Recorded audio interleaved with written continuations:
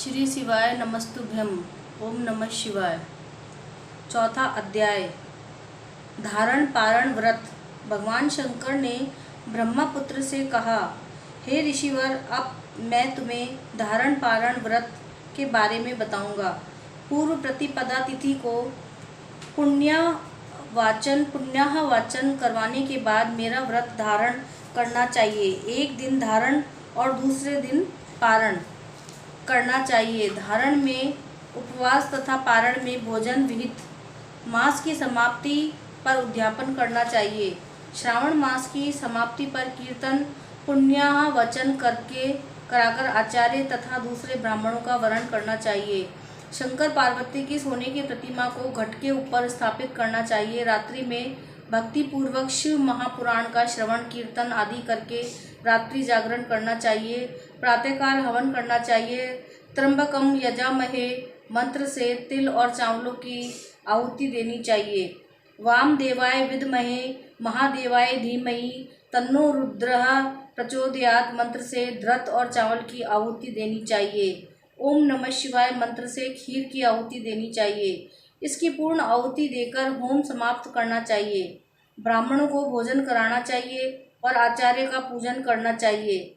इस प्रकार व्रत को पूर्ण करने से ब्रह्मा हत्या आदि पापों से मनुष्य मुक्त हो जाता है। इसमें लेश मात्र भी संदेह नहीं। हे सनत कुमार, अब तुम श्रावण मास में उपवास की विधि सुनो। श्रावण मास की प्रतिपदा तिथि को मनुष्यों एवं स्त्रियों को संयमता से एवं जितेंद्रिय होकर व्रत का संकल्प करना चाहिए। अमावस्या के दिन लोगों को वृषभ ध्वज भगवान महादेव का षोडोपचार विधि से पूजन करना चाहिए। ब्राह्मणों को वस्त्र अलंकार देकर उनका पूजन करना चाहिए। उन्हें भोजन कराकर दक्षिणा देकर हाथ जोड़कर विदा करानी चाहिए। इसी तरह मास उपवास का व्रत मुझे प्रतिदायक है। 1,00,000 संख्या वाली रुद्रवती विधि से करना चाहिए। इस विधि को हे सनत कुमार ध्यान पूर्वक सुनो। यह संपूर्ण सिद्धियों को देने वाली है। साधारणतः रुई की 11 बत्तियां निर्मित करें। यह बत्तियां रुद्रवती नाम से जानी जाती हैं। श्रावण मास के प्रथम दिन इस विधि से संकल्प करें, श्रावण मास में देवों के देव महादेव, मैं भक्ति पूर्वक गौरीश की 1,00,000 बत्तियों से आरती करूंगा। यह संकल्प कर प्रतिदिन 1,000 बत्तियों द्वारा पूजन करना चाहिए।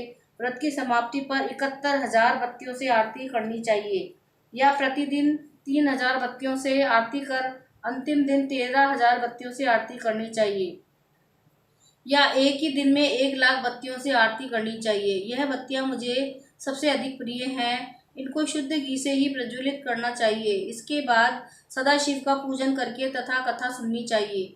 सनत कुमार भगवान रुद्र बोले, हे महादेव, मुझे अब आप यह बताने का कष्ट करें कि इस व्रत का प्रभाव क्या है, इस व्रत को किसने किया और इस व्रत के उद्यापन की विधि क्या है।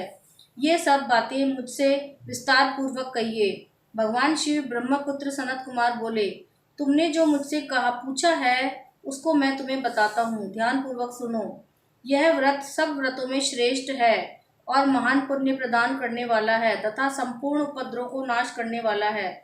यह व्रत पुत्र पौत्र तथा सौभाग्य को प्रदान करने वाला माना जाता है। सत्य तो यह है कि तीनों लोकों में रुद्रव्रती जैसा दूसरा कोई भी व्रत नहीं। इसके संबंध में मैं तुम्हें एक कथा सुनाता हूँ। क्षिप्रा नदी के किनारे उज्जैनी नाम की एक सुंदर नगरी है। उस नगर में सुगंधा नाम की एक अत्यंत सुंदर वैश्या रहती थी। उस वैश्या ने कई युवा पुरुषों तथा ब्राह्मणों के धर्म भ्रष्ट किए। बार बार बहुत से राजाओं तथा राजकुमारों को बिगाड़ा। इस प्रकार उसने अनेक व्यक्तियों को बुरी तरह लूटा और लूटने के बाद धक्के देकर घर से बाहर निकाल दिया। अब वे सम्मानित नागरिक शर्म के मारे किसी को अपना मुंह तक नहीं दिखा सकते थे। उस सुगंधा वैश्या के शरीर से निकली सुगंध एक कोस तक फैलती रहती थी। पृथ्वी पर उसके रूप लावण्य की ख्याति दूर दूर तक फैल गई। वह गायन विद्या में 6 राग तथा 36 रागनियों में निपुण थी। नृत्य में वह रंबा आदि दिव्यांगनाओं को पीछे छोड़ चुकी थी। एक बार वह वैश्या क्षिप्रा नदी के तट पर गई। वहां उसने सब और ऋषियों को देखा। कुछ ब्राह्मण स्नान कर रहे थे तो कुछ भगवान शिव या भगवान विष्णु की अर्चना कर रहे थे। उसने वहां ऋषि वशिष्ठ को बैठे देखा। उनके दर्शन मात्र के प्रभाव से वैश्या को बुद्धि परिवर्तित हो गई। उसका मन वैश्या के जीवन तथा विषयों से हट गया। वह वैश्या महर्षि वशिष्ठ के चरणों में गिरकर अपने पाप कर्मों के नाश का उपाय पूछने लगी। सुगंधा वैश्या ने कहा, प्रभु, मैंने आज तक बहुत पाप किए हैं, आप मुझे उन पापों से छुटकारा दिलाने का कोई उपाय बताइए। महर्षि वशिष्ठ उस वैश्या की बात सुनकर बोले, तुम मेरी बात ध्यान पूर्वक सुनो। तेरे पापों का नाश जिस पुण्य को करने से होगा, वह सब उपाय मैं तुम्हें बताता हूँ। तू वाराणसी में जाकर रुद्रवती नाम का व्रत को कर। यह व्रत महान पुण्य को देने वाला है तथा शिव शंकर की भक्ति में मन को लगाने वाला है। इस व्रत के करने से तुम्हारी सदगति हो सकती है। महर्षि वशिष्ठ के वचन सुनकर सुगंधा नामक वैश्य अपना खजाना, नौकरों और मित्रों को लेकर बनारस चली गई। उसने महर्षि वशिष्ठ के द्वारा बताए व्रत को विधि विधान सहित किया, जिसके फलस्वरूप वह वैश्या 5 भौतिक शरीर को त्याग कर भगवान शंकर के शरीर में विलीन हो गई।